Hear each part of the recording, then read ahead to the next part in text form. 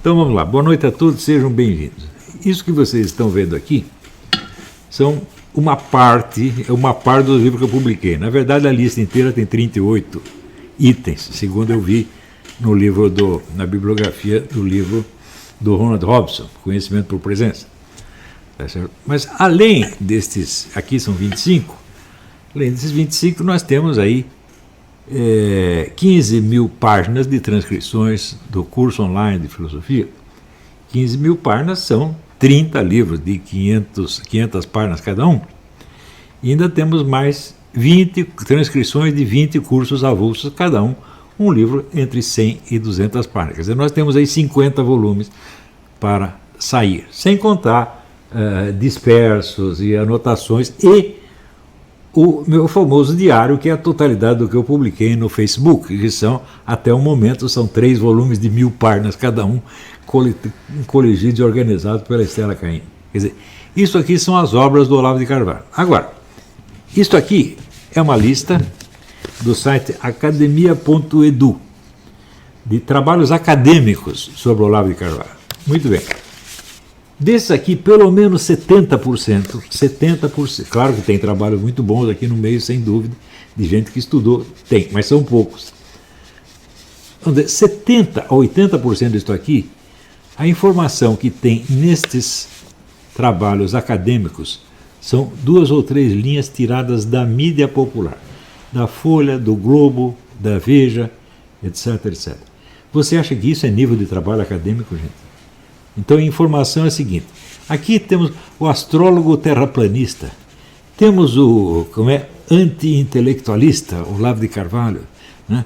Temos aí o guru do presidente. Eu digo, olha, um momento, eu já expliquei para vocês, eu conversei com Bolsonaro 4 vezes na minha vida, 3 delas por telefone e uma, nem 5 minutos, na embaixada aqui do Brasil nos Estados Unidos, na frente de 30 pessoas. Isto é tudo. E ele, um dia, ele exibiu um livro lá, meu, gostou do livro. Eu nem sei se ele leu inteiro. Mas você acha que o sujeito lendo o mínimo, ele conhece o pensamento do Olavo de Carvalho? Você acha realmente? Isso é a mesma coisa que você pegar bilhetinho de namorada do Hegel e dizer que você é um especialista na filosofia de Hegel. Você está entendendo? Pega lá o bilhetinho que ele escreveu para a namorada dele e saiu no almanaque, sei lá, né, das namoradinhas da Alemanha, né? E você acha que conheceu o pensamento do Olavo de Carvalho. Gente, vocês percebem o que está acontecendo com a vida acadêmica, não é no Brasil, é no mundo. É a total degradação. Essas organizações que publicam, são organizações criminosas, nada mais. Estão enganando as pessoas. O sujeito vem, sou doutor, não sei o quê, sou bacharel, não sei das quantas.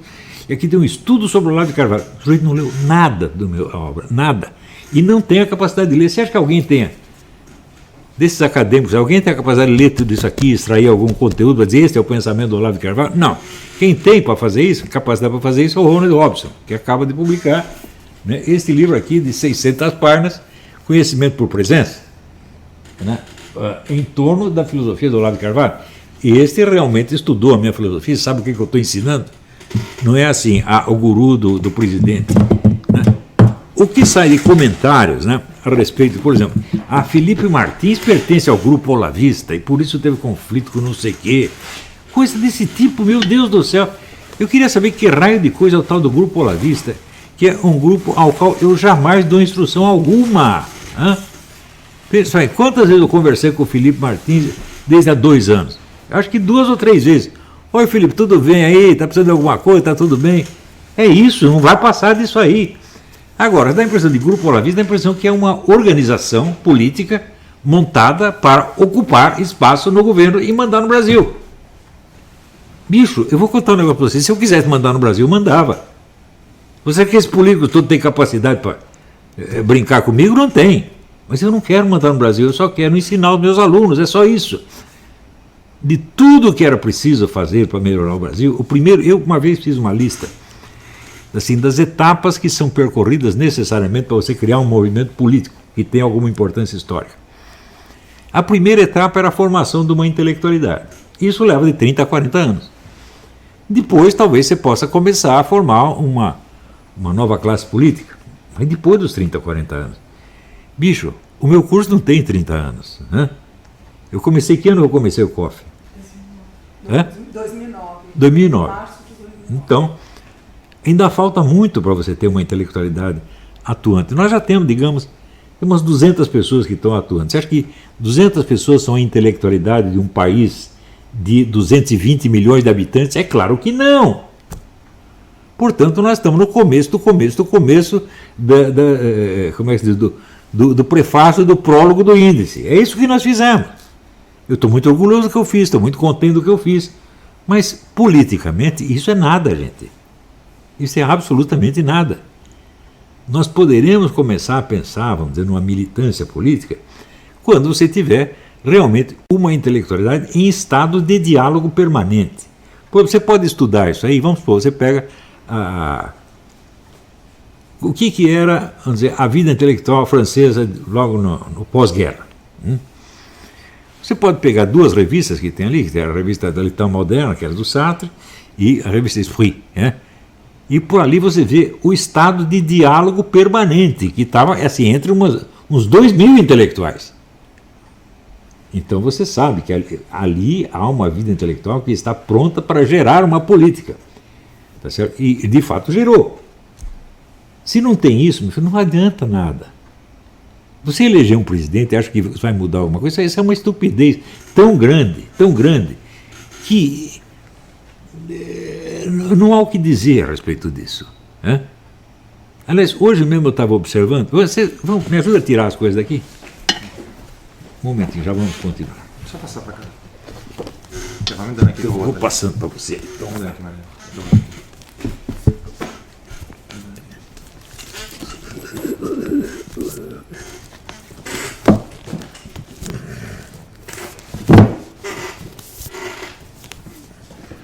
Bom, agora as águias. Puxa para cá. Bom, eu mostrei tudo isso, mas ainda temos aqui em preparação aqui esse livro Introdução à Filosofia do Laverne. Tá sendo, espero que saia ainda este ano. Né? Vai sair para o Natal, espero eu. Né? E aqui está a listinha do Academia são 1.151 trabalhos acadêmicos. Eu digo 70%, 80%. O que ele sabe de mim foi o que leu na Folha de São Paulo, ou no Globo, ou na Veja. Quer dizer, veja, quase meio século atrás, quer dizer, na década de 70, eu escrevi para um suplemento do Jornal da Semana sobre cultura, um artigo que chamava Imprensa e Cultura. E eu ali observava que, mais ou menos até aquela época, você não confundia o jornalismo com a alta cultura. Havia alta cultura que se transmitia através das revistas culturais importantes, como o próprio L'état Moderne, Esprit, etc, etc. Aqui também você tinha umas 1.000 revistas desse tipo. E depois você tinha o reflexo disso na mídia popular. Quer dizer, algo da alta cultura respingava, por assim dizer, nas páginas dos jornais. Por exemplo, você podia pegar o suplemento literário do Estadão e ler ali a revista das revistas do Lívio Xavier, que dava semanalmente algum artigo mostrando o que estava sendo discutido nas principais revistas intelectuais do mundo. Não é isso? Mas que, naquela época que ele estava escrevendo, estava havendo uma mutação, onde a mídia, ela estava, em vez de ela refletir a atividade da alta cultura, ela estava moldando a alta cultura. Quando chegou na época do suplemento Mais da Folha de São Paulo, que o Bruno Tolentino chamava de Mais, o Mais determinava o curso das discussões na USP. Quer dizer, ele não era um órgão da USP, ao contrário, a USP era um órgão dele. E hoje em dia, a mídia popular dominou totalmente a alta cultura. Isso quer dizer que os estudos acadêmicos refletem apenas a opinião vulgar da mídia, gente. Dá para perceber o tamanho da tragédia que é isso? Agora, se você pergunta como é que isso aconteceu, aliás, parênteses, deve existir algum discípulo do Rui Costa Pimenta assistindo aqui às minhas aulas, porque logo as minhas ideias um pouco alteradas no vocabulário aparecem nas palavras do seu Rui Costa Pimenta e estão certas, apesar dos vícios de linguagem marxista. Quer dizer, o que a direita não aprende comigo, a esquerda pelo menos tenta aprender. Então, porque a esquerda tem já uma tradição de aprendizado, de discussão. A direita não. A direita é imbecil ao ponto de achar assim, nós fizemos aqui uma reunião do Fórum da puta que eu pariu para nos opor ao Foro de São Paulo. Eu digo, escuta, o Foro de São Paulo funcionou porque durante 16 anos ele foi secreto. Né? Ele teve 16 anos para crescer e se consolidar em silêncio, em segredo. E daí quando ele aparece em público, ele já é uma potência. Agora o pessoal marca um encontro, sei lá, para Madrid, para Paris, para Buenos Aires, diz, aqui é o fórum não sei do que, para nos opor ao Foro de São Paulo. Gente, vocês são crianças, nasceram, são crianças, são todos crianças. Não tem a menor ideia de como se faz política. Ninguém na direita tem. Essa aqui é a verdade, porra. Eu não formei políticos, até me propus a formar. Se vocês quiserem formar uma geração de políticos, mandem os aluninhos aqui para ficar 2 anos aqui, eu treino eles. Alguém mandou? Aí esses milionários, né? Esses caras, esse homem que veste de verde e amarelo aí, né? Você mandou os alunos para cá? Né? Não. Eles têm coisa mais importante para fazer. Tem que botar um aviãozinho voando. E está num nível de política de cidadezinha do interior, gente, para eleger vereador de São Tomé das Letras. É isso que a direita brasileira faz. E não vai melhorar nos próximos anos. Por quê? E bom, para melhorar você tem que esperar que se forme uma intelectualidade. A intelectualidade no futuro talvez forme uma nova classe política. Eu vou estar morto já, não, né?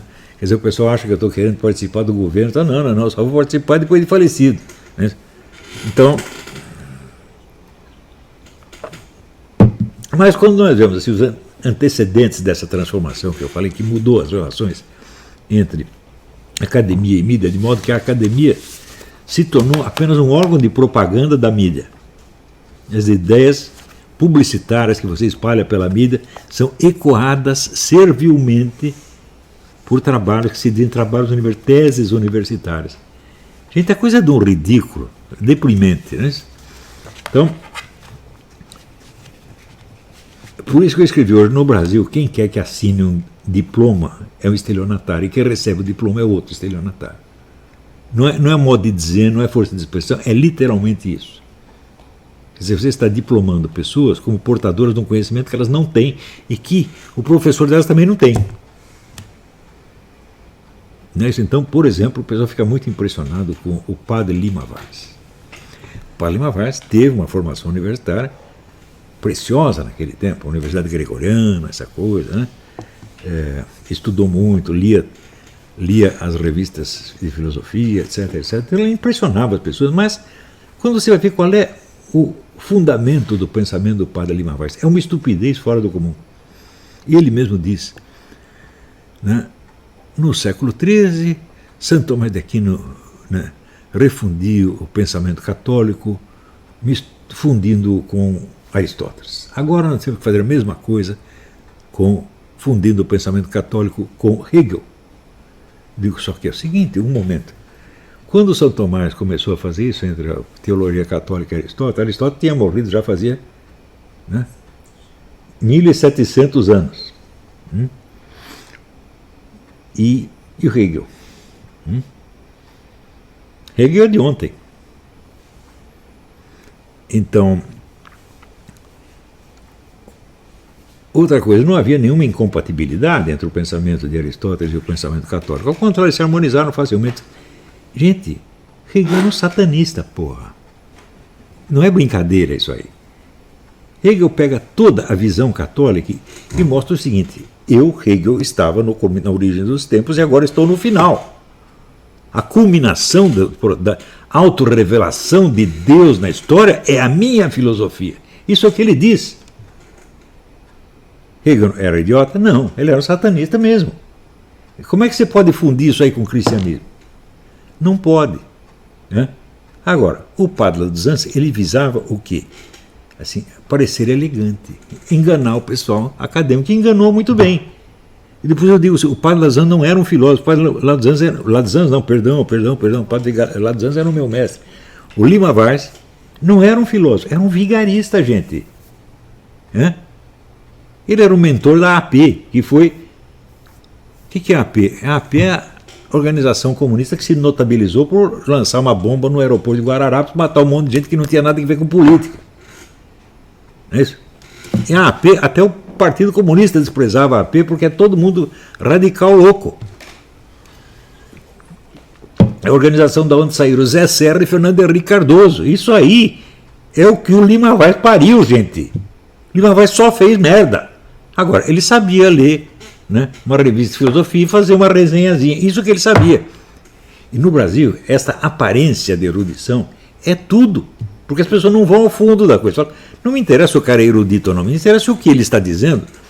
Faz sentido ou não faz sentido. A proposta filosófica do Lima Vaz é impossível. Você fundir Hegel com o cristianismo não dá para fazer. Você não pode fundir o diabo com Jesus Cristo, não dá para fazer isso. Quem matou a charada do Hegel foi o Eric Vargas, ele diz que a fenomenologia do espírito não é um livro de filosofia, é um livro de bruxaria, destinado a fazer do próprio Hegel a origem e o fim de todas as coisas. Quer dizer, era evidentemente um megalomaníaco louco, cheio de talento, claro. Hegel dominava a técnica filosófica, mas assim, Hegel não era um homem honesto. Hegel, por exemplo, nunca foi maçom, mas ele recebeu um dinheiro da maçonaria para escrever um livro a favor da maçonaria e escreveu. Como é que você pode levar a sério filosoficamente um homem desse? Agora, ele impressiona a gente. Agora, isso é uma das características da filosofia alemã, ela impressiona muito, né? Mas aquela história que só se pode filosofar em alemão, eu falei, bom, vocês não sabem ler alemão, gente. Porque se você vai ler direitinho alemão, você vê que essa é a língua de duende.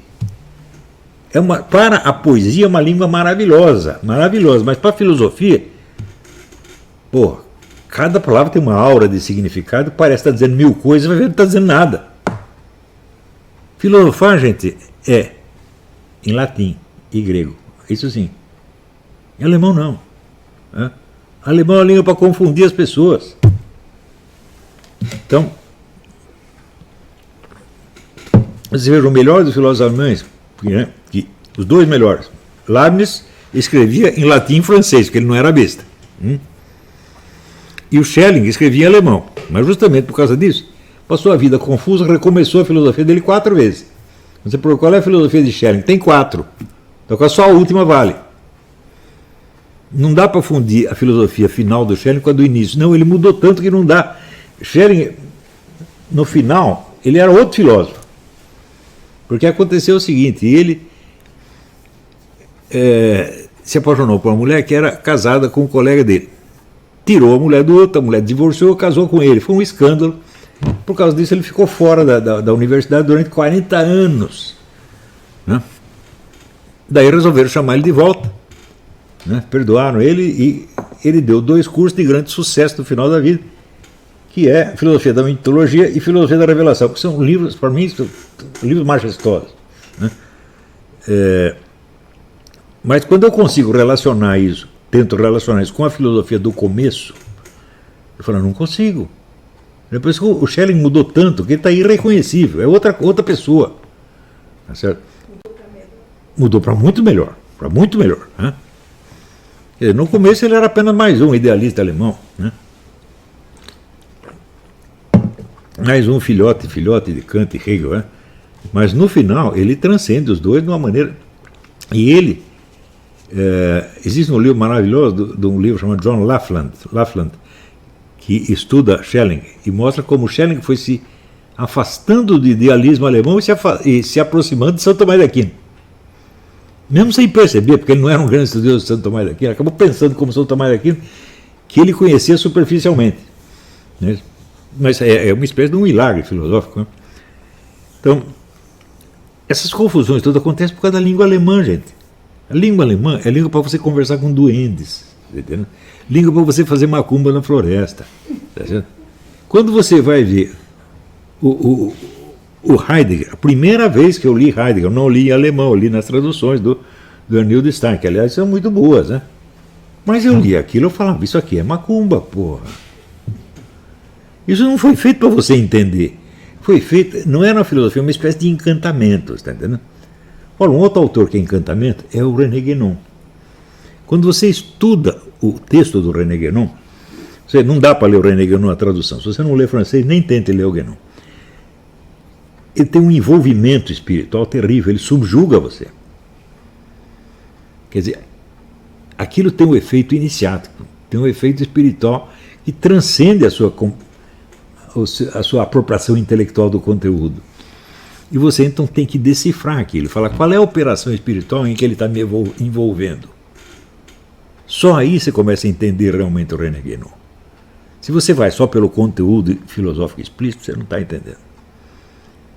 Ele está botando você dentro de uma tarica, gente. Ele fez comigo. Eu fui parar na tarica para o Guénon. Né? E lá que eu comecei a entender como é que funcionavam essas coisas. Né? Agora, por exemplo, o Michel Weber, que era um imenso estudioso do René Guénon, talvez o maior conhecedor do René Guénon que teve na vida, ele dizia isso, esse texto não é só filosófico não, esse texto ele é iniciático em si mesmo, ele é como se fosse um rito iniciático, ele está te envolvendo numa outra coisa que ele vai te mudar o seu patamar de compreensão, muito para além do conteúdo explícito do texto. Eu digo, isso de fato acontece. Mas por que você acha que o Guénon, no início da vida, adotou o pseudônimo de Esfinge? O que é Esfinge? É o decifra-me ou devoro-te. Né? Eu acabei decifrando o Guénon. Né? Eu entendi o que o Guénon queria, aonde que ele queria chegar. Depois de uma vida, levou 30 anos isso, gente. Porque eu sou muito burro, se eu fosse inteligente, teria percebido logo de cara. Mas meu consolo é que ninguém percebeu logo de cara. Absolutamente ninguém. Eu percebi, mas levou 30 anos. Então, até que eu não sou tão burro assim. Né? E a leitura filosófica tem que ser feita nesse nível. Quando eu escrevi o meu livrinho sobre Maquiavel, a coisa que mais me impressiona, muitos estudiosos de primeiríssima ordem escreveram coisas sobre Maquiavel. Eu falo, nenhum deles percebeu que Maquiavel era burro. Não. Todos acharam que era um gênio. Eu falo, por quê? Eles não conferiam o que Maquiavel estava falando com as fontes que o Maquiavel citava. Maquiavel estava analisando um fato, daí ele citava uma fonte que não tinha nada a ver com aquilo, interpretava aquela fonte errado e dizia uma terceira coisa. Ele falou, mas é evidente que ele é louco. Não? Ele não sabe do que ele está falando, porra. E, no entanto, durante 3 ou 4 séculos, o pessoal o acha o fundador da ciência política. Fala, não tem ciência política nenhuma ali, só tem besteira, gente. Leia o meu livrinho do Maquiavel, você vai ser a maior decepção da sua vida. E como é que o sujeito pode ser considerado um grande especialista em política se ele está sempre no partido perdedor? E termina a vida vivendo da caridade dos seus inimigos. Ele realmente era um coitado. Agora, quando a gente vê palavras e palavras de admiração devota por Maquiavel, da parte de pessoas que eram inteligentes, meu Deus do céu. O que aconteceu? Aconteceu aquilo que disse, sabe o autor do Meditações sobre os Arcanos Maiores do Tarot, é um padre alemão, esqueci, Tomberg, uma coisa assim. Faz uma interpretação católica do tarot. Né? É um livro interessante. Né? E ele lá pelas tantas ele diz, os sistemas filosóficos são bruxarias. Eles envolvem você espiritualmente. Não é só o conteúdo explícito filosófico, não. O conteúdo acadêmico. Não, tem uma coisa que vai muito além disso aí. Desde que eu fui alertado para esse negócio, eu comecei a ler os filósofos assim. Falei, quero saber qual é a bruxaria que está atrás, aonde que ele quer chegar. Não em termos só da influência intelectual, mas da mutação efetiva que ele quer impor nos seus leitores e, de certo modo, qual é a influência histórica que ele pretende ter. Aonde que ele quer chegar exatamente. Tá certo? Então, eu vejo que a maior parte dos estudantes universitários não tem capacidade para pegar isso, mas não tem capacidade nem para examinar isso aí. Por quê? Não tem a sensibilidade linguística. Eles não têm amor nem pela sua própria língua, quanto mais pela língua francesa, o alemão, o latim, nada. Só entendem a coisa no sentido mais literal, material imediato. Então é claro que não é para essas pessoas que eu estou escrevendo. Eu estou escrevendo para quem vem ser meu aluno. Eu digo, para o cara entender o que eu estou falando, tem que ser meu aluno, meu filho. Ah, eu li um pedacinho do mínimo. Fala, bom, isso aí, o mínimo serve para você entender que você tem que ser meu aluno. Ou então desista de falar de mim. Se você não assistiu às aulas do COF nem os cursos avulsos, você não entende nada do pensamento do Olavo de Carvalho. Então você pode escrever qualquer coisa a respeito dele. Você pode entrar em discussões comigo, como entrou, por exemplo, o Dr. Pirola. Você veja, eu falei aquele negócio da Pepsi. Ele escreveu dizendo que eu estava afirmando que havia pedacinhos de feto dentro da latinha de Pepsi.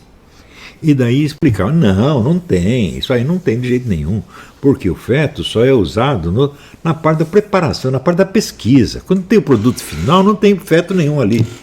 Pronto, então não tem problema algum. Eu falei, olha, o que o cara revela com isso aí? Eu escrevi esse respeito porque eu fiquei escandalizado de usarem fetos humanos para qualquer coisa. Quer dizer, falta de respeito com o cadáver. Mas ele se impressionou não com isso, ele se impressionou com o seguinte: ele achou que eu estava acusando a Pepsi de dar pedacinhos de feto para o consumidor beber. Eu falei, mas eu nem lembrei desse pedaço. Eu estou falando do desrespeito ao feto humano. Porque isso tem consequências espirituais. Mas você acha que o Dr. Pirola sabe o que quer dizer a palavra espiritual? Então ele se impressionou assim com a fraude ao consumidor. Achou que era isso que eu estava falando. E, naturalmente, me desmentiu. Você vê qual é o meu nível de preocupação e o dele é outro. Então, o máximo que ele pôde pegar da história foi isso aí. Mais tarde, a Pepsi rompeu o contrato com a empresa que estava usando os fetos e parou de usar os fetos. Ou seja, a notícia que eu transmiti era 100% verdadeira. Até hoje o pessoal... ele que diz que tem pedacinho de feto na coca. Ou seja, o Dr. Pirola é evidentemente um analfabeto funcional, porque eu estou falando de uma coisa, eu estou falando do desrespeito aos cadáveres humanos, e ele está achando que eu estou falando de uma fraude como é que do PROCON, falando do PROCON. Ele baixou o nível da discussão a um ponto infantil. E é um cara dele que tenta o cara vai me contestar. Para contestar, você precisaria ter lido, você entender o que eu estou falando, pô. Daí um dia eu vi o Dr. Pirola fazendo lá um programa mostrando a biblioteca dele. A biblioteca dele tinha 16 livros. Entre os quais alguns catálogos de biblioteca. Como é possível um professor universitário exibe lá uns 16 livros que ele leu, porra, que ele estudou? Uma parte de livros didáticos. Digo, gente, é uma catástrofe intelectual como nunca aconteceu no mundo. E se nós não consertarmos isso, não adianta você esperar que a presidência da República resolva qualquer coisa. Não é possível você consertar um país através da política se você não consertou a mente da classe falante, da classe governante primeiro. Não é possível isso aí. Não existe ação sem o agente. Se o agente é um imbecil, a ação vai ser imbecil. Não importa qual seja a ação. Mas nós ainda estamos no tempo, no Brasil a pessoa ainda está no tempo que acha que o problema é o conflito de capitalismo e comunismo. Eles ainda acham isso, porra. Eu digo, não, mas eu estou explicando para você o seguinte: comunismo nunca existiu, economia comunista nunca existiu. Isso aí não sou eu que falando, o Ludwig von Mises já falou em 1921. E ele tinha razão. E a economia capitalista liberal também nunca existiu. Por quê? Quem são os capitalistas? Qual é a classe capitalista? É uma burguesia que derrubou a aristocracia e tomou o lugar dela? Não, é a própria aristocracia, porra. Quando você vai ver na Idade Média, quando começa a grande atividade capitalista, quem são os primeiros capitalistas? Os primeiros capitalistas são empresários da construção civil. Quem eram eles? Eram os aristocratas, os donos da terra. Não era uma outra classe social, era a mesma classe fazendo um outro negócio. Quando você... Peraí, deixa eu pegar um livro aqui para mostrar para vocês. Eu tenho acabado de mostrar, mas... Você consegue pegar aqueles 2 livros vermelhos que estão ali atrás? Esse mesmo. Isso.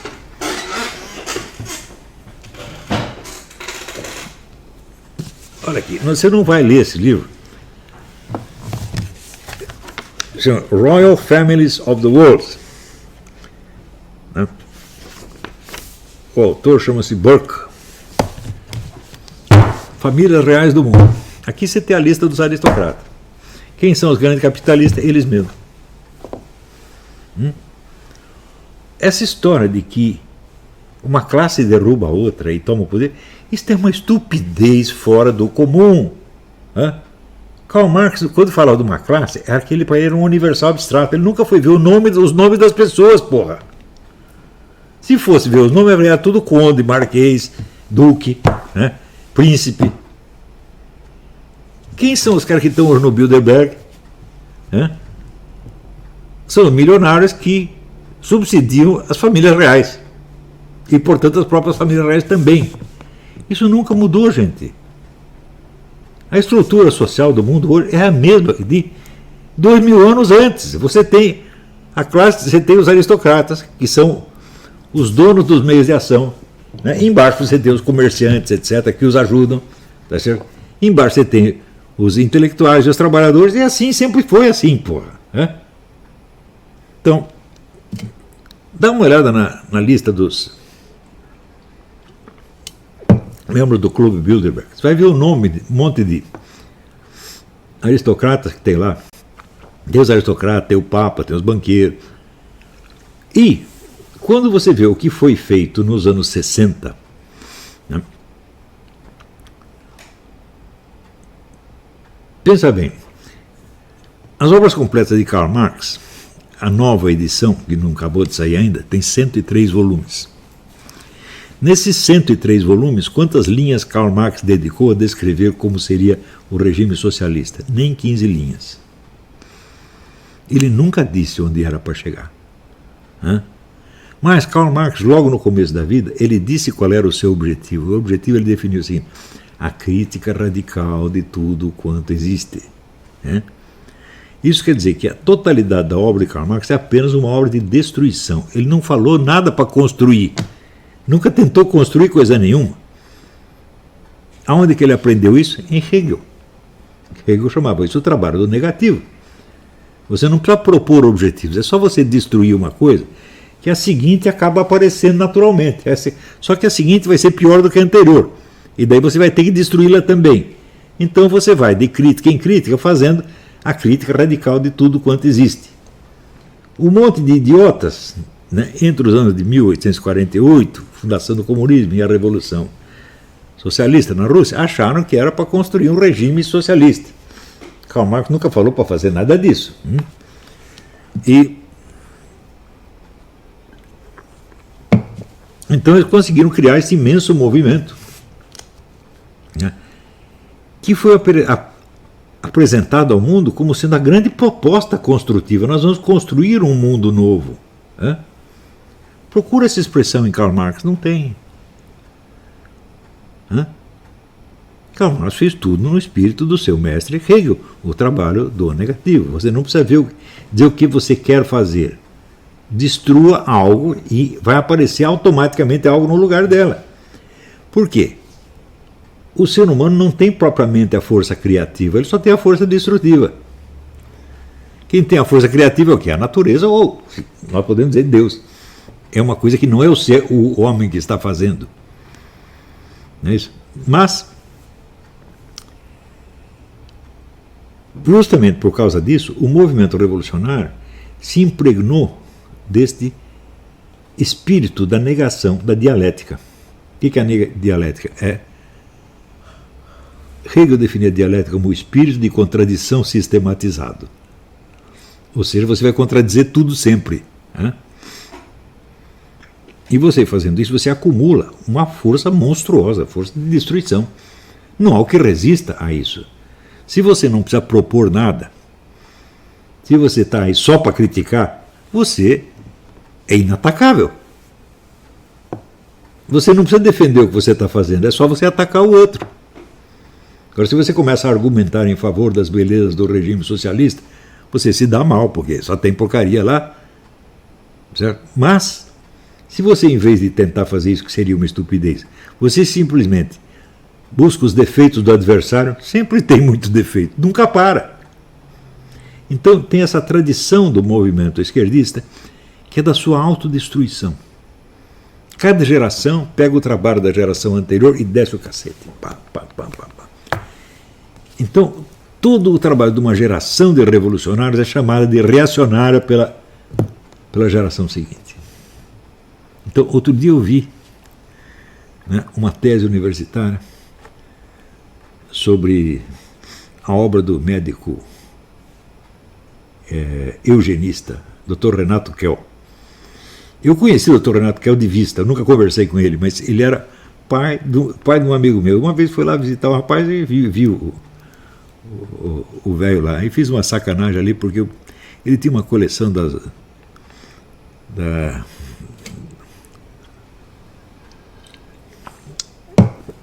obras de um filósofo francês, e eu peguei um volume emprestado e nunca devolvi, e o volume sumiu. O homem morreu sem saber que eu tinha emprestado o livro dele e sem receber o livro de volta. Isso foi a totalidade das minhas relações com o Dr. Renato Kell. O Renato Kell era um discípulo de Augusto Comte, um positivista, adepto do que ele chamava religião da humanidade. E, em função da religião da humanidade, ele defendia a eugenia, quer dizer, o melhoramento da raça através da seleção dos nascimentos viáveis ou inviáveis, etc. Bom, esse negócio de eugenia, muita gente aderiu a isso nos Estados Unidos, na Europa, né? Mas era uma ideia eminentemente positivista e, evidentemente, evolucionista também. Então, é a parte integrante do movimento revolucionário. O objetivo fundamental do Augusto Comte era consolidar as vitórias da Revolução Francesa. Por dizer, a Revolução Francesa foi um negócio maravilhoso, mas faltou conteúdo espiritual. Então, nós precisamos criar a doutrina espiritual da Revolução Francesa. E isso é o positivismo. Daí, o rapaz, um brasileirinho, coitadinho, né? Ele diz, Renato Kell é uma expressão do pensamento conservador do Brasil. É assim que se faz. Você pega a destruição, a merda que o revolucionário da geração anterior fez e você diz que aquilo é a direita, é o conservador, etc. E assim você vai xingando você mesmo.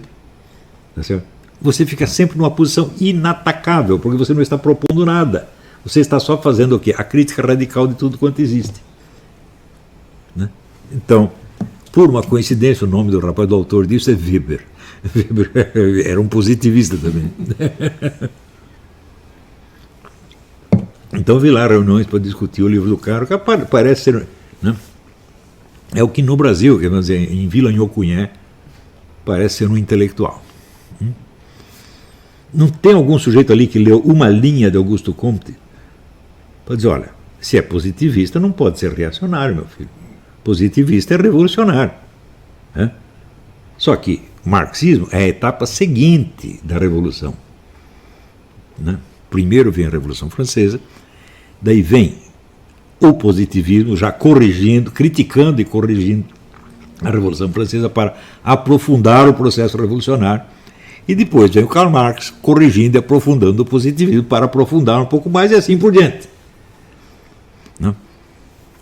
Depois de tudo isso, você vai ter um novo aprofundamento nos anos 60, com a Escola de Frankfurt. E nessa etapa da Escola de Frankfurt, a verdadeira natureza do processo revolucionário finalmente se revela.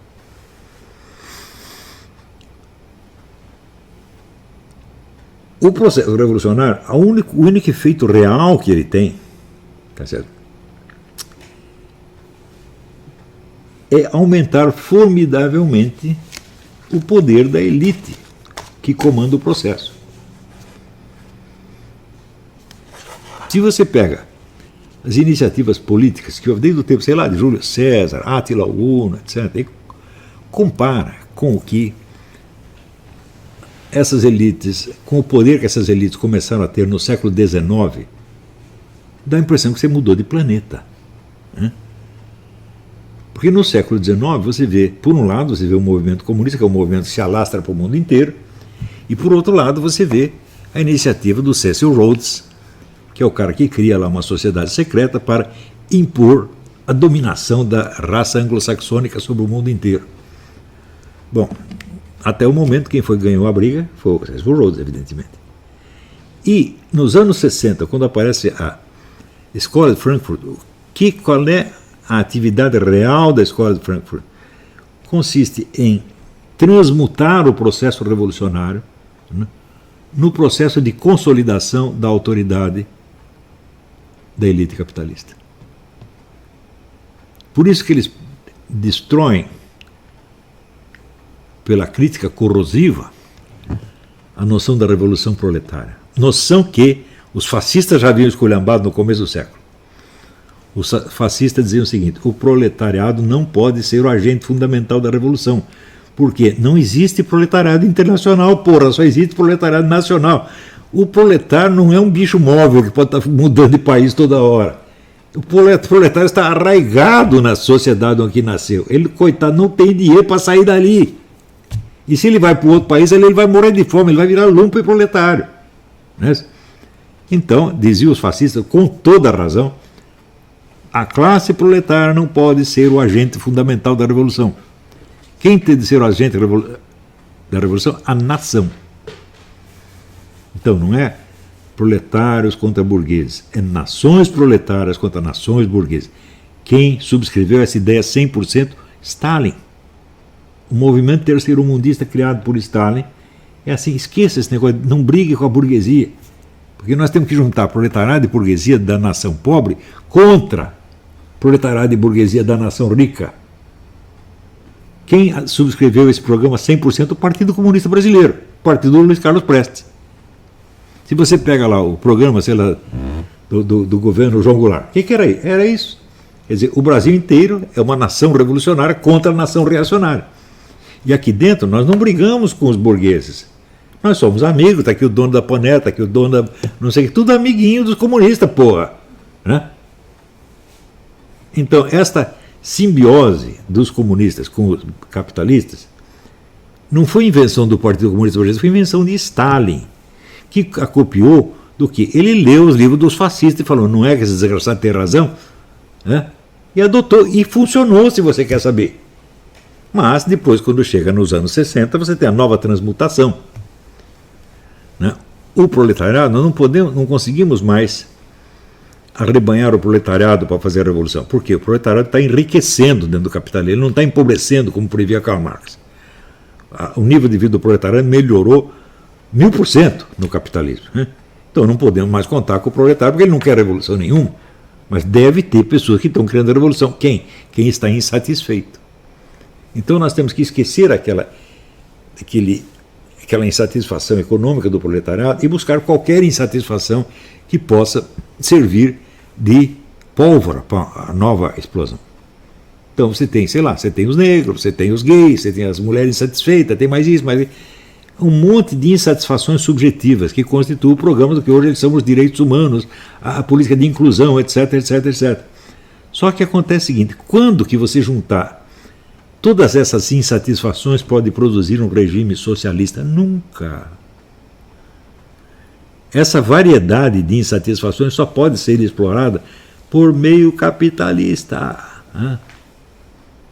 Isso quer dizer o seguinte: a escola de Frankfurt acabou com a Revolução Proletária, matou a Revolução Proletária. E criou as insatisfações, que fomentam o quê? Fomentam cada vez mais o capitalismo. Para você atender todas essas reivindicações ao mesmo tempo, todas essas insatisfações, você precisa de uma economia capitalista pujante. E é por isso que esses movimentos fazem um sucesso nos países mais ricos. Vai ver se tem movimento gay na Zâmbia, na Serra Leoa. Não tem, porra. Tem movimento feminista na Zâmbia, na Serra Leoa? Também não tem. Por quê?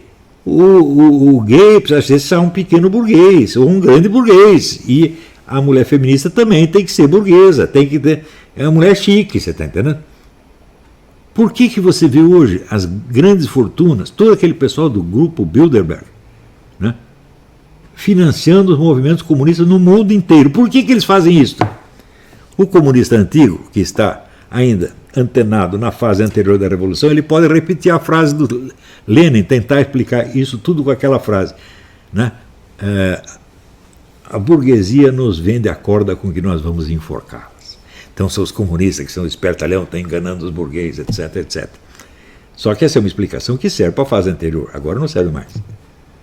Por quê?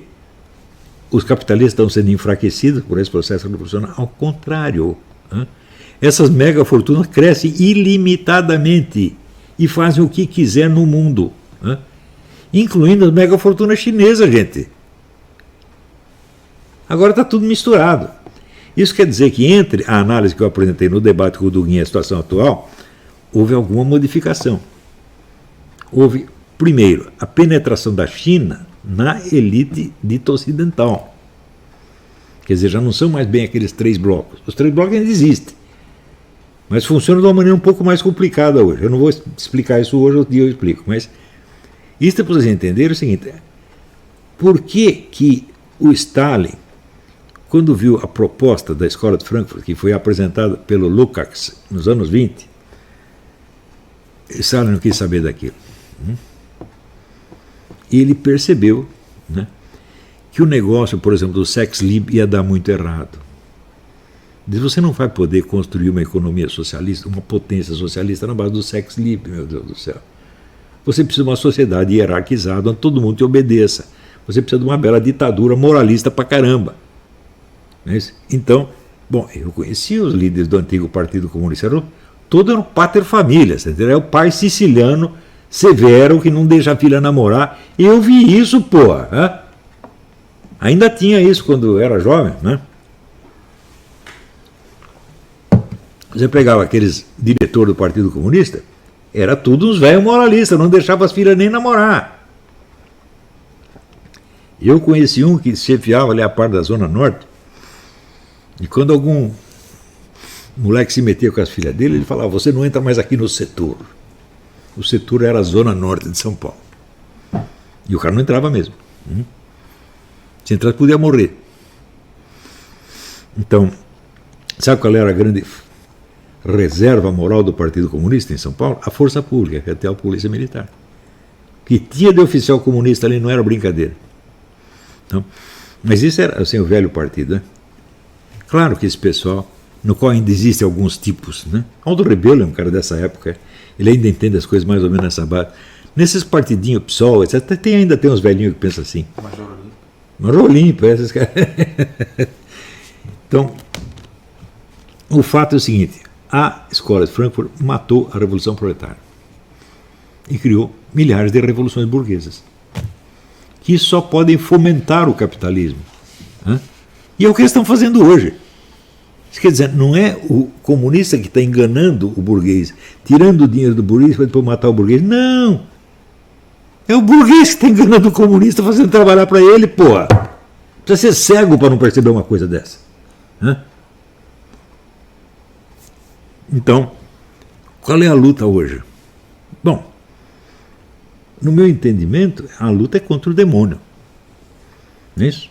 E o demônio não é uma ideologia. O demônio tem quantas ideologias ele quiser. Ele pode trocar de ideologia, né? Como troca de camisinha, você está entendendo? E quando você vai ver, nós ainda estamos lutando com os mesmos grupos, mas os mesmos grupos hoje estão trabalhando para um objetivo contrário ao que eles lutavam ontem. Eles não perceberam isso ainda. Né? O Rui Costa Pimenta parece que está percebendo umas coisas, mas ele botou algum aluno para ouvir minhas aulas aqui, é óbvio. Ele jamais, por si, jamais teria a cabeça para entender um treco desse. Então, você vê que esse pessoal, essa elite globalista, o poder que ela acumulou nas últimas 2 décadas é um negócio indescritível. E os chineses estão metidos no meio disso. Então, quando o pessoal diz, não, foi a China que criou toda a situação, eu falo, não foi a China. A China sozinha, pelo menos, não foi. Não é a China contra o Ocidente. Não, o Ocidente, todo esse negócio dessa pandemia, esse lockdown, etc., tudo isso aí foi inventado pelo chinês. Não, o chinês até já se livrou disso, não quer mais saber disso. Isso aí é gente da Alemanha, da Inglaterra, dos Estados Unidos que está fazendo isso, porra. É elite globalista.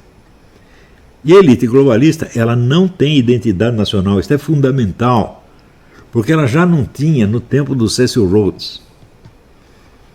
Quando você vê, né, o livro do Carroll Quigley, The Anglo-American Establishment, Anglo-American, já é 2 nações, né, que tinham estado em guerra, né? E você tem uma elite econômico-política que unifica os dois, com objetivos que transcendem os interesses nacionais de um e de outro. E hoje você vê, por exemplo, se você já tentaram assim, fazer a lista das nacionalidades dos caras do grupo Bilderberg? Né? Até o Fernando Henrique estava lá, porra. Né? O Papa estava lá, o Papa João Paulo II estava lá. Gente, se você quer entender o curso das coisas, você precisa procurar o seguinte: primeiro, quem é o agente? Essa é a coisa fundamental. Você saber o que está acontecendo, quem é o agente e o que ele está fazendo. O agente não é um conceito abstrato, uma classe social. Não, não, não. O agente é assim, lista de pessoas. Né? Aqui. Casas reais da Europa, da Ásia, da África, etc, etc. São esses caras que estão fazendo as coisas, porra. Né? E esse pessoal que se reúne no grupo Bilderberg. E, agora, nós ainda temos pessoas que acham que o negócio de grupo Bilderberg é teoria da conspiração. Eu já ouvi essa palavra teoria da conspiração ser usada tantas vezes para esconder o óbvio, que eu começo a desconfiar que praticamente todas as teorias da conspiração são verdadeiras. E os que as desmentem são todos conspiradores. Nem todas, evidentemente. Né? Mas, em geral, os caras que combatem teoria da conspiração são os maiores mentirosos que tem. Quando você quer sumir com uma verdade, você rotura de teoria da conspiração e pronto, a mídia inteirinha adere. Opa! Quando você vê a mídia inteirinha aderir a um negócio, eu lembro de uma frase do Karl Marx. Ele diz o seguinte: a maioria geralmente está errada. Ele diz, para você subscrever uma ideia, você precisa perceber que ela tem aprovação majoritária, você está pedindo para ser ludibriado. Porque você acha realmente possível, né, que a maioria seja inteligentíssima ao perceber sempre o que está acontecendo? Acontece isso. Por exemplo, sei lá, quando aparece, sei lá, o Dr. Albert Einstein descobriu aqui a teoria da relatividade, a maioria que descobriu junto com ele, Quando o Newton percebe lá, mede o negócio da gravidade, todo mundo mediu ao mesmo tempo e daí contou para o Newton, ou ao contrário, ele mediu primeiro e contou para todo mundo. Gente, é a minoria que percebe a verdade, sempre assim.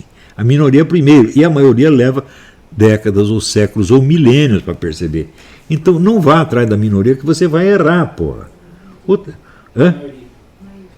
Não, a maioria vai sempre errar. Se você precisa pegar uma opinião que já é aceita pela maioria, você vai errar praticamente sempre. Claro que pode, de vez em quando a maioria pode estar certa, é claro que pode. Uma vez na vida, outra na morte. Né? Então, por exemplo, nas eleições, são sempre os piores candidatos que vencem? Não, às vezes ganham o pior, às vezes ganham o melhor. Então, a maioria às vezes acerta, mas só acerta em coisas pontuais. Em coisas complexas, não. Por exemplo, você acha muito difícil escolher quem é o melhor, o Joe Biden ou o Trump? Não tem muito o que pensar. Né? Mas você acha que pega para a maioria e dá um cálculo integral para a maioria fazer? Ela vai conseguir? Claro que não. Então, em assuntos mais complexos, você não pode ir atrás da maioria. E você não pode querer, assim, se sentir igual às pessoas, querer ser aprovado pela sua família, pela sua tia, pela sua avó. Você está entendendo? Né? É aquele negócio, como o senhor disse, se eu continuar estudando aqui no seu curso, minha namorada não vai mais me chamar de meu fofinho. Depois deu um pé na bunda essa namorada vagabunda. Né? Então, quando você estuda, é para você saber algo que os outros não sabem. Porra, você é para saber o que todo mundo já sabe, não precisa estudar nada. Não é isso? Você liga lá a Rede Globo, pronto, você fica sabendo o que todo mundo sabe. Então, quando você estuda, você vai se diferenciar. Você vai se tornar um intelectual. O intelectual é um exemplo da maioria. Onde você tem maioria de intelectuais no mundo? Nunca existiu isso aí. Se você pega lá, sei lá, o grupo socrático, quantas pessoas faziam parte do círculo de alunos de Sócrates? Uns 20. No meio de milhões. É sempre assim, porra. Acontece que a maioria vai precisar desses 20, porque são esses 20 que vão quebrar o galho. A maioria vai errar e vai se ferrar. Então, nós aqui também estamos formando uma minoria. Não é para nós tomar o poder, gente. Não é para ter cargo público. Que coisa mais ridícula. Você acha que eu estou formando vocês para vocês arrumar um empreguinho no ministério da puta que eu pariu? Não é possível uma coisa dessa. Está me rebaixando e acha... Se eu estivesse fazendo isso, era para vocês me dar um pé na bunda, gente. Quer dizer, o Olavo está nos formando para nós pegar cargo público no Brasil? Você acha que eu sou capaz de fazer uma sacanagem dessa com vocês? Não, tem 2 ou 3 que vão pegar um cargo público, porque não arrumaram outro emprego, vai ter que pegar isso mesmo. Mas estou querendo formar vocês para que vocês possam ajudar a nação, porra. Hã? Ou seja, nós precisamos de intelectuais que sejam verdadeiros patriotas. Mas no Brasil todo mundo é patriota, você notou? Então você chega para o patriota e digo, você é patriota? Você ama a língua pátria? Você cuida do seu idioma? Você escreve direitinho no seu idioma? Não. Então você não é patriota coisa nenhuma. Pega esses generais todos.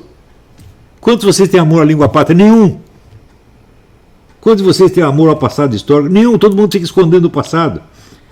Você, veja, eu vi o que aconteceu na minha cidade onde eu fui criado, São Paulo. Eu nasci em Campinas, fui criado em São Paulo.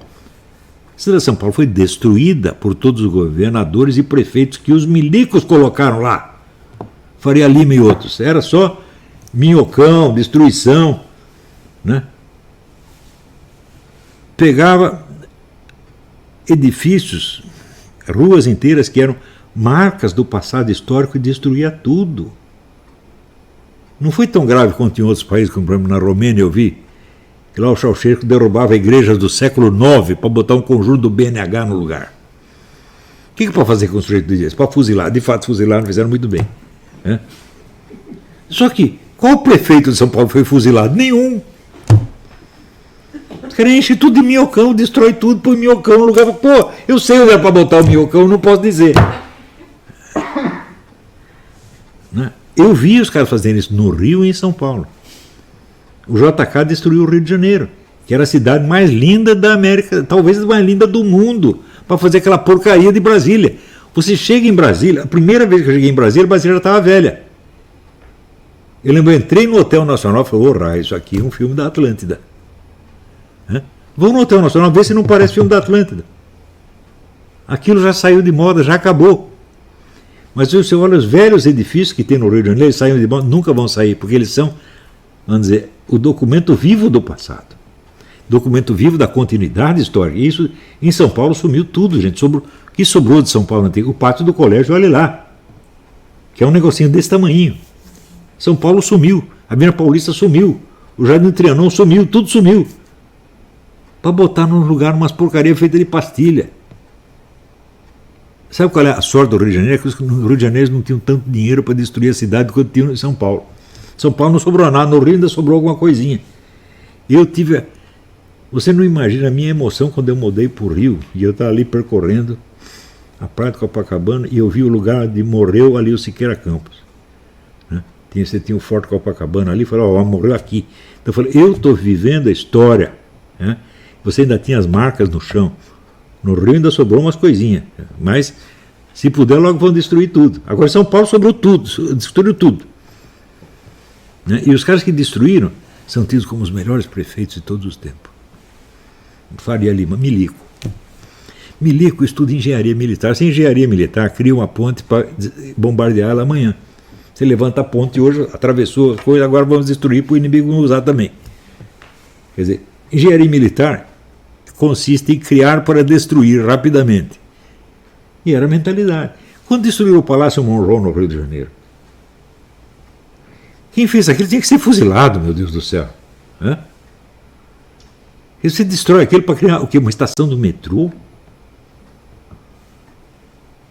E essa estação do metrô vai ser preservada como um documento histórico? Não. O hoje destrói o ontem para ele ser destruído amanhã. Agora, quando você percorre as cidades da Europa, você vai lá, você passa ruazinhas, né? Por exemplo, em Paris, toda vez que eu ia a Paris, de repente eu estava andando, falando, essa rua aqui é do século XIII, é do século X, né? Ali tem uma igreja que é do século IX, está tudo lá, porra, está a história contada. Né? E quando você é criado no meio da história, você adquire a consciência histórica pelo simples fato de você andar na rua. Eu em São Paulo ainda peguei um pouquinho, quando era criança, depois sumiu tudo. Ora, se você não tem o passado histórico registrado na forma da cidade onde você mora, você está sendo estupidificado desde o início. Você não tem consciência histórica. E quem não tem consciência histórica não tem nada. Uma vez eu apresentei um congresso lá na Maison des Sciences de l'Homme, Paris, um trabalho que chamava Os Mais Excluídos dos Excluídos. Quem eram os mais excluídos dos excluídos? eram aqueles que nunca ninguém deixou de falar, que é os mortos. Por coincidência, havia uma historiadora polonesa que também estava trabalhando nesse mesmo tema, por um outro viés. Tá certo? Eu digo, mas só, se no presente nós não damos voz aos mortos, eles desaparecem. E você não ouve o depoimento deles. E você não sabe o que eles têm a dizer a você. Uma vez eu li, não lembro onde, mas é uma ideia que me impregnou. Todo mundo sabe o que as pessoas de hoje pensam de Platão. Mas o que Platão pensaria das pessoas de hoje? Isso é muito mais importante. No mínimo porque Platão é mais velho. Né? Platão durou mais tempo. Então a opinião dele importa mais que das pessoas que chegaram ontem, sei lá, do Felipe Feto. Né? Quanto tempo vai durar o Felipe Feto? Né? Você acha realmente que daqui a um século as pessoas vão lembrar que foi Felipe Feto? Se lembrarem que foi Bolsonaro, já é moleza demais, hein? Porque se você pega... Aqui nos Estados Unidos, o nome dos ex-presidentes significa algo, porque está associado a momentos históricos. Né? Alguns presidentes, ninguém esquece quem foi Thomas Jefferson, ou George Washington, ou Abraham Lincoln, ou Theodore Roosevelt. Esse você não esquece. Tá certo? Mas no Brasil os nossos presidentes estão associados aqui.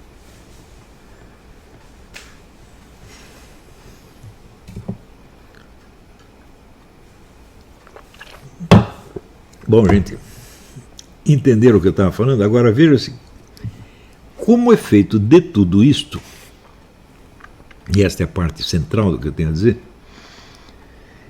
Você vê que no Brasil, do dia para a noite, se criam poderes absolutamente invencíveis que mandam em tudo, sem que ninguém saiba de onde eles apareceram. Até ontem ninguém falava em Supremo Tribunal Federal. Por quê? Era um tribunal modesto que só julgava questões técnicas de constitucionalidade. De repente ele começa a decidir tudo e ele anula a vontade do executivo e a vontade do legislativo, faz o que ele quiser. E o pessoal começa a recorrer ao STF para resolver qualquer coisinha. Por exemplo, esta semana o STF vai julgar, né, um pedido do PSOL, né? PSOL escreve P-I-C-O-L. Né? Então, quando o PSOL se levanta, é um perigo. Né? Então, o PSOL entra no STF pedindo que o STF torne obrigatória a ideologia de gênero em todas as escolas. As pessoas não prestam muita atenção nisso, porque elas estão interessadas assim, caiu o ministro não sei o quê, né? Vai ter a reforma da Previdência, é o imposto não sei do que, só pensam nisso, e pensam no processo eleitoral, direito tributário, só pensam nessas coisas. Né? É onde entra o dinheiro. Eles acreditam realmente que o dinheiro move o mundo. Né? Então, agora acontece o seguinte, se o STF de fato aprovar isso, você vai criar toda uma nova geração de pessoas sem identidade sexual, porque a identidade sexual será proibida. Agora eu imagino, por exemplo, que eu serei, vamos supor, serei um transexual do século XXI. E eu quero mudar de sexo, mas para que sexo que eu vou mudar? Se não existe mais sexo. Se os estereótipos sexuais são abolidos e proibidos, né? O que vai significar a fantasia sexual? Você não pode desejar uma mulher porque ela só é mulher por uma convenção social. Então não existe mais a atração sexual por uma mulher. Existe apenas a atração imaginária por um estereótipo que você tem na sua cabeça e que talvez não coincida com ela. Você já parou para pensar a consequência que isso tem na vida humana de todos os dias? É um negócio devastador. Outro dia eu ouvi uma mulher falando, estava falando em defesa dos transexuais. Dizia, temos que acabar com os estereótipos sexuais. E se você acaba com o estereótipo sexual, o transexual vai copiar o quê? Ele não pode dizer eu quero virar mulher, porque mulher não existe, existe só um estereótipo. Esse estereótipo só tem presença graças a uma influência cultural estereotipada que alguém impôs a ele. Ou seja, se você quer virar mulher, você cedeu ao estereótipo que a burguesia impôs a você, rapaz. Perdeu a graça, né? Não é uma coisa incrível? Ou seja, você vai dessexualizar a vida pública. É isso que vai acontecer. Em suma, com os valores religiosos, morais, culturais, artísticos que você aboliu, você vai abolir também os valores sexuais. Né? E todo mundo vai virar o quê? Empregadinho da indústria, e olha lá. E os seus divertimentos também serão fornecidos pelo governo, tá certo? Como você vê, tem gente que diz, a Holanda, que maravilha, né? É um país democrático, eles distribuem droga para todo mundo. Então, você já parou para ver o número de holandês que morre de droga todo ano? Você tem uma geração inteira já devastada, destruída, porra. Agora, você quer tomar um pico? Então lá o governo dá para você, você toma um pico e morre. Por quê? É uma economia ultramoderna, onde só 10% da população precisa trabalhar, 10% sustenta o resto. E o resto, temos que fazer o quê? Temos que promover meios para que eles morram. Por isso vamos dar droga para todo mundo. Você está entendendo? Esta é a programação, meu Deus do céu. Não tem nada a ver com liberdade sexual, não tem nada a ver com direito ao prazer, mas nada, nada, nada, nada, nada. E esse pessoal conservador é burro, porque eles querem combater essas coisas em nome de valores morais. Ele diz, meu filho, mas os valores morais e os valores sexuais vão para o buraco juntos. Isso não é uma questão moral, meu Deus do céu. É uma questão operacional calculada para subjugar todo mundo, vamos dizer, a ditadura tecnocrática mais invencível que já se concebeu. Onde a tecnocracia tem poder total sobre tudo. E pior, a tecnocracia está na mão do governo? Não, está na mão da empresa privada, é a burguesia. Ou seja, vocês vão todos virar servos da classe burguesa. Vocês todos, né?